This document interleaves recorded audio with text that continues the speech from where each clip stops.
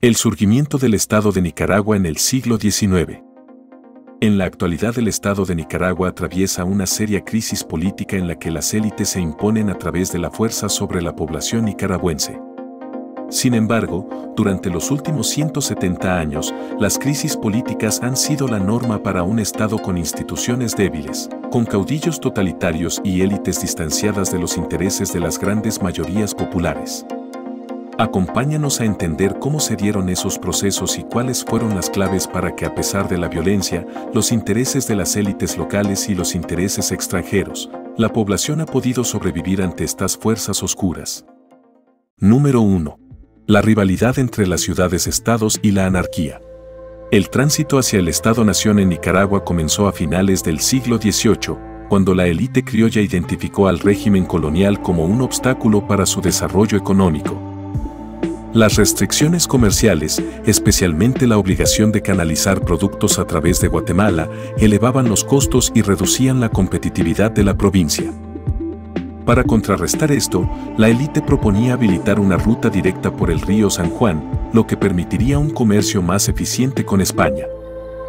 Este periodo marcó el surgimiento de un nacionalismo incipiente entre las élites, quienes empezaron a percibirse como una comunidad distinta y oprimida por el sistema colonial. A pesar de su demanda de autonomía comercial, su visión seguía subordinada a una lógica colonial, ya que su principal objetivo era integrar a Nicaragua en el comercio global como proveedora de materias primas, manteniendo así la dependencia con las potencias extranjeras. Número 2. División y rivalidad. Entre 1821 y 1858, Nicaragua enfrentó una inestabilidad política constante debido a factores heredados del periodo colonial, como la desigualdad socioeconómica y la rivalidad entre las élites. Estas luchas internas, marcadas por el conflicto entre las ciudades de León, liberal, y Granada, conservadora, no eran meramente ideológicas, sino por el control político. La falta de integración territorial, especialmente la disparidad entre las regiones del Atlántico y el Pacífico, y la persistencia de estructuras coloniales, como los cabildos localistas, también impidieron la consolidación de un Estado unificado. Además, la influencia de la Iglesia y las limitaciones en la educación obstaculizaron la formación de una identidad nacional. Estas divisiones perpetuaron la inestabilidad, marcada por conflictos internos, intervenciones extranjeras y la falta de cohesión nacional. Número 3. Anarquía. La anarquía en Nicaragua surgió por la ausencia de ley y orden, resultado directo de la falta de un gobierno efectivo. Fuera de las ciudades donde vivían los funcionarios, el poder del gobierno era casi inexistente, lo que provocaba una fragmentación del control político. Un viajero alemán, Karl Schurzer, relató que su carta de presentación del director supremo no tenía valor en Matagalpa, pues allí solo se respetaba a la autoridad local más cercana. Según Pedro Francisco de la Rocha, la raíz de la anarquía estaba en la falta de nacionalismo y de un sentido de unidad que cohesionara al país. Para él, la independencia de los estados fue la causa principal, debilitando la estructura social. Además, las instituciones políticas copiadas de otros contextos sin adaptarse a la realidad nicaragüense solo generaron más caos. Aunque la historiografía tradicional sugiere que el periodo colonial fue pacífico, estudios recientes indican lo contrario. Violencia y tensiones marcaron esa era, y estas tensiones persistieron en el siglo XIX. Factores como la concentración de tierras, las guerras civiles entre León y Granada, las rebeliones populares y la falta de consenso entre las élites contribuyeron a una inestabilidad constante. En resumen, la incapacidad de las élites para mantener el orden, junto con los conflictos bélicos, resultó en un estado de anarquía que se extendió entre 1821 y 1857. Número 4. Entre la miseria y la abundancia. Por un lado, las élites criollas impulsaban un sistema agroexportador basado en la exportación de productos como el añil, café, cacao, tabaco y maderas preciosas. Este modelo, inspirado en las ideas europeas, buscaba modernizar Nicaragua y conectarla con los mercados globales a través de capital extranjero y tecnología. Sin embargo, enfrentaba obstáculos serios, la baja demanda internacional, problemas de transporte y la falta de mano de obra y capital impedían su éxito. Por otro lado, la mayoría de la población nicaragüense se dedicaba a la agricultura de subsistencia, cultivando productos básicos como el maíz y el plátano. Este sistema autosuficiente no dependía del comercio exterior y permitía a las personas satisfacer sus necesidades alimentarias sin recurrir a productos extranjeros. La coexistencia de estos dos sistemas generaba tensiones. Las élites querían expandir sus plantaciones, pero la mayoría de los campesinos preferían seguir con la agricultura de subsistencia, lo que elevaba los costos laborales y frenaba el crecimiento del agroexportador. Además, la autosuficiencia de los campesinos disminuía el atractivo de trabajar en las grandes haciendas. Este equilibrio social frustraba las ambiciones de las élites, quienes buscaban concentrar el poder económico. Intentaron romper ese equilibrio mediante reformas que buscaban transformar la economía de subsistencia en una capitalista y globalizada, con el objetivo de subyugar la autonomía campesina y consolidar su dominio. Número 5. El carácter patriarcal de la sociedad. Tras la independencia, Nicaragua se encontró sumida en un vacío de poder. Las instituciones políticas, eclesiásticas y militares eran débiles, lo que puso al país al borde del caos. Sin embargo, algo impidió la desintegración social: la familia patriarcal. Este modelo familiar no solo mantuvo el orden en la sociedad, sino que también llenó en cierta medida el vacío dejado por el incipiente Estado. La debilidad institucional de Nicaragua tenía raíces profundas. A diferencia de otros países de la región, Nicaragua no tuvo un ejército libertador fuerte ni un caudillo que consolidara el poder. Y para empeorar la situación, la Iglesia Católica, dividida y empobrecida, no fue capaz de unificar a la sociedad. En este contexto, la familia patriarcal jugó un rol clave.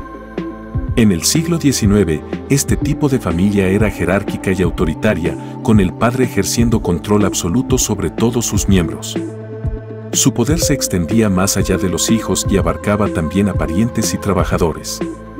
Este liderazgo se legitimaba en tradiciones bíblicas, romanas y en la jurisprudencia occidental. Pero el patriarcado no solo afectaba a la estructura familiar. En términos de género, imponía una fuerte subordinación a la mujer, limitando su acceso a la educación, la vida pública y hasta a la toma de decisiones legales.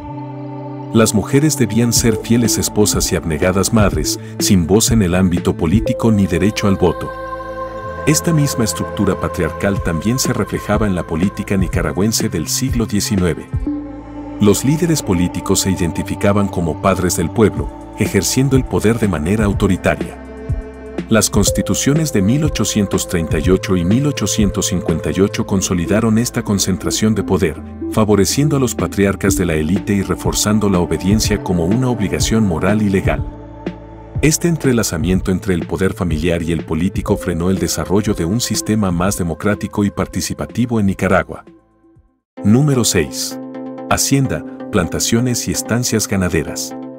En la primera mitad del siglo XIX, la riqueza de la élite nicaragüense dependía de la producción agrícola para el comercio exterior. Productos como el añil, el cacao, el azúcar y la ganadería extensiva fueron pilares económicos. El añil, utilizado para el tinte azul, fue esencial, pero su producción, que requería infraestructura compleja, comenzó a decaer debido a las guerras civiles y la falta de mano de obra. El cacao, aunque tardaba 7 años en madurar, ofrecía estabilidad a largo plazo con hasta 50 años de cosechas. Su destino era tanto el mercado interno como la exportación. La producción de azúcar, procesada en trapiches hidráulicos, se destinaba a la fabricación de aguardiente y azúcar morena. Sin embargo, la inestabilidad política redujo las inversiones, afectando la infraestructura y la comercialización. En este escenario, la ganadería extensiva, que demandaba menos mano de obra, se convirtió en una ventaja competitiva. Además de producir queso, cuero y carne, que abastecían tanto el mercado local como el externo, la ganadería jugó un papel clave en la geopolítica del país. Fue fundamental para la expansión territorial hacia la Mosquitia, reforzando los reclamos de soberanía de Nicaragua frente a Gran Bretaña y consolidando el control del Estado sobre regiones estratégicas como Chontales y la costa atlántica. En resumen, La producción agrícola y ganadera no solo impulsó la economía nicaragüense, sino que también moldeó la configuración territorial y geopolítica del país, a pesar de las constantes crisis políticas. Número 7. La ciudad premoderna. A inicios del siglo XIX, casi la mitad de la población nicaragüense vivía en ciudades con más de 500 habitantes, revelando un notable grado de urbanización. Desde la época colonial, las ciudades en Nicaragua fueron centros clave de control político, económico y religioso. Eran el corazón de la administración colonial, desde donde se gestionaba la explotación de recursos naturales y el comercio, además de albergar instituciones religiosas que promovían el orden moral y social basado en los valores católicos. Tras la independencia, las ciudades mantuvieron su rol de poder, pero Nicaragua se vio inmersa en luchas entre conservadores y liberales. León y Granada se convirtieron en escenarios de enfrentamientos militares y políticos que definieron la historia del país. El diseño urbano reflejaba las jerarquías de la sociedad. Las élites, coloniales, terratenientes y miembros de la iglesia vivían en el centro de las ciudades, mientras las clases bajas, campesinos y artesanos, residían en las periferias o en áreas rurales. Este modelo urbano dejaba claro que el poder económico y político estaba concentrado en manos de unos pocos, mientras la mayoría vivía en la pobreza o trabajaba fuera de los centros urbanos. Número 8. Educación e intelectualidad. La identidad nacional no es algo innato. Es el resultado de un proceso social y político, moldeado por las élites para proyectar sus propios valores y consolidar el control ideológico. En teoría, cuando la mayoría internaliza esta identidad, se logra estabilidad política y consenso social. Sin embargo, en Nicaragua, la élite fracasó en este intento. En lugar de unificar, el sistema educativo profundizó las divisiones sociales. Las clases altas recibían una educación elitista, mientras que las clases bajas apenas accedían a la educación básica. Esto perpetuó las lealtades locales y fragmentó cualquier sentido de identidad nacional. Además, la educación universitaria no fomentaba el nacionalismo ni el desarrollo del país. Se priorizaban carreras como Derecho y Filosofía, ignorando áreas clave como la ingeniería o la agricultura. Las universidades absorbían gran parte del presupuesto, pero servían más a los intereses elitistas que a las necesidades nacionales. Los intelectuales nicaragüenses tampoco ayudaron. Influenciados por Europa, despreciaban las tradiciones populares y promovían una educación ajena al pueblo. Divididos entre ciudades-estado, sus luchas locales fragmentaban aún más el país, impidiendo la creación de una identidad nacional unificada. Número 9. Las limitaciones del patriarcado. A pesar de su influencia, la élite nicaragüense fue incapaz de lograr un consenso político durante la primera mitad del siglo XIX. Esta división interna obstaculizó la construcción de un Estado fuerte y frustró el desarrollo de la nación y su economía. Las rivalidades entre los patriarcas locales deslegitimaron al gobierno y hundieron al país en el caos. La falta de liderazgo y cohesión política abrió las puertas a la intervención extranjera, agravando aún más la inestabilidad. Aunque algunos soñaban con la llegada de un patriarca estricto que impusiera orden, este líder nunca apareció y Nicaragua permaneció sin rumbo. El sistema patriarcal, aunque fue una de las pocas instituciones nacionales en funcionamiento, solo representaba a una pequeña élite, dejando a las mayorías populares al margen. Esta desconexión entre las élites y el pueblo contribuyó a la ineficiencia del gobierno y limitó el progreso de Nicaragua. En resumen, el fracaso de la élite en unirse, junto con la ausencia de un liderazgo firme, no solo debilitó al país, sino que facilitó la intervención extranjera. Aunque el patriarcado ofreció cierta estabilidad, fue insuficiente para crear un Estado fuerte y funcional, dejando a la nación atrapada en un ciclo de inestabilidad política y económica. Número 10. El folclore, el carácter popular de una sociedad en resistencia.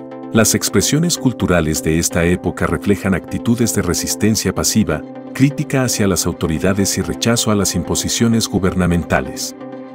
El pueblo se identifica con personajes como el huehuense, quienes utilizan el humor y la astucia para desafiar la autoridad y evadir el tributo. Estas manifestaciones expresan un sentimiento de orgullo, unidad entre las clases populares y desconfianza hacia los cambios impuestos externamente, como el mestizaje y la modernización. El huehuense simboliza las formas de resistencia del pueblo frente a las autoridades. A través de manifestaciones culturales como diálogos, gestos y humor, se desempeña un papel fundamental en la educación y la transmisión de emociones y sentimientos. Estas expresiones no solo refuerzan las tradiciones y costumbres, sino que también actúan como una crítica social encubierta y una forma de resistencia. Mediante la danza y la narrativa popular, el pueblo puede liberar tensiones y generar un sentido de solidaridad colectiva. Estas expresiones también refuerzan el orgullo indígena y permiten ridiculizar a los opresores, como se observa en el teatro ballet del huehuense. Número 11. La comunidad indígena. En el proceso de construcción del Estado-Nación en Nicaragua, las comunidades indígenas decidieron mantenerse al margen. Su enfoque no estaba en las guerras civiles ni en las demandas de las élites, sino en preservar su estilo de vida basado en una economía agraria autosuficiente. Siguiendo el modelo social prehispánico, las comunidades indígenas se organizaban alrededor de la solidaridad y la cohesión interna, reguladas por sus propias costumbres. A pesar de compartir gobiernos municipales con las élites ladinas y criollas, los indígenas defendían su autonomía con orgullo, resistiéndose a las imposiciones externas. La tierra, pilar de su economía, y las actividades colectivas, como la construcción de viviendas, reforzaban los lazos comunitarios y transmitían sus valores tradicionales de generación en generación. La vida cotidiana reflejaba esta resistencia cultural. Desde los cultivos y la arquitectura de sus viviendas hasta sus celebraciones, los indígenas mantenían sus tradiciones vivas. Incluso en el ámbito religioso, aunque formalmente adoptaron el catolicismo, integraron sus creencias ancestrales, dando lugar a un sincretismo único. En fiestas como las de Totogalpa y Condega, los rituales indígenas coexistían con las prácticas cristianas, mostrando cómo las comunidades lograron preservar su identidad frente a las presiones externas. Número 12. El derecho a la vida. Durante la primera mitad del siglo XIX, Nicaragua vivió una situación única en América Latina. Los trabajadores controlaban el mercado laboral, no los hacendados. Esto se debía a dos factores: la escasez de población y la abundancia de tierras cultivables. El fácil acceso a la tierra garantizaba la seguridad alimentaria de la mayoría de los nicaragüenses. Esto les permitía cultivar para su propio sustento y evitar depender del trabajo en las haciendas. Pero este modelo chocaba con los intereses de las élites que buscaban expandir el modelo agroexportador. Para ellos, la falta de mano de obra era un obstáculo, ya que muchos preferían trabajar en sus propias parcelas en lugar de convertirse en empleados asalariados. Mientras las comunidades indígenas cultivaban para subsistir, las élites buscaban producir para los mercados externos. Esta dualidad generó tensiones y las élites intentaron restringir el acceso a las tierras comunales a través de leyes agrarias que favorecían la propiedad privada. Para las élites, la autosuficiencia de las clases populares era vista como un signo de pereza y un obstáculo para el desarrollo económico. Sin embargo, para los campesinos y las comunidades indígenas, esta autosuficiencia representaba bienestar y libertad. La debilidad del Estado permitió que las clases populares mantuvieran su autonomía y control sobre sus tierras, resistiendo las presiones del modelo agroexportador y conservando su modo de vida independiente. Número 13. Distanciamiento y diferencia. La falta de recursos, las presiones externas y la resistencia interna limitaron su éxito y dejaron al país vulnerable a futuras crisis. Sin embargo, este proyecto marcó un hito en la historia de Nicaragua, definiendo los términos del debate político y económico en el país. Mientras Nicaragua intentaba consolidarse internamente, las potencias extranjeras pusieron su atención en este pequeño país. El descubrimiento de oro en California a finales de la década de 1840 aumentó el interés por establecer una ruta interoceánica que facilitara las comunicaciones entre las costas del Atlántico y el Pacífico. Nicaragua, con sus ríos y lagos, parecía el lugar idóneo. El proyecto de una ruta interoceánica convirtió a Nicaragua en un campo de batalla entre las potencias mundiales, especialmente Estados Unidos y Gran Bretaña, quienes buscaban controlar esta estratégica vía de comunicación. Para las élites nicaragüenses, el proyecto representaba una oportunidad de progreso, pero también nos exponía a la manipulación de las potencias extranjeras. A medida que avanzaba el siglo, las élites nicaragüenses se dieron cuenta de que, a pesar de sus intentos por integrarse al comercio global, no estaban preparadas para enfrentar las complejidades de la política internacional. La falta de recursos, la inestabilidad gubernamental y la presión constante de las potencias capitalistas frustraron los sueños de una Nicaragua próspera y autónoma. Las revueltas populares de la década de 1840, aunque aplastadas, revelaron la creciente brecha entre las élites y el pueblo. Las élites, enfocadas en sus proyectos económicos y políticos, no comprendieron que el pueblo también tenía sus propios intereses y valores. El conflicto entre las élites y las clases populares se mantuvo como una constante en la historia de Nicaragua. Las élites intentaron unificar al país en torno a su visión de progreso, pero solo lograron intensificar la resistencia popular. Esta tensión, iniciada en el siglo XIX, sigue siendo una de las características más significativas de la historia nicaragüense. El surgimiento del Estado nicaragüense estuvo marcado por la lucha de clases, la intervención extranjera y la resistencia popular. Estos factores, desde las revueltas campesinas hasta la consolidación de un gobierno central, forjaron el carácter de un país que, a pesar de sus desafíos, logró sobrevivir y mantenerse en pie. La revolución de 1848 a 1849 fue un punto de inflexión que no solo determinó el curso de la política nicaragüense, sino que también dejó cicatrices profundas en la sociedad. Reflejó las tensiones inherentes a un país en formación, donde las élites buscaban mantener el control mientras las clases populares luchaban por defender sus derechos y su forma de vida.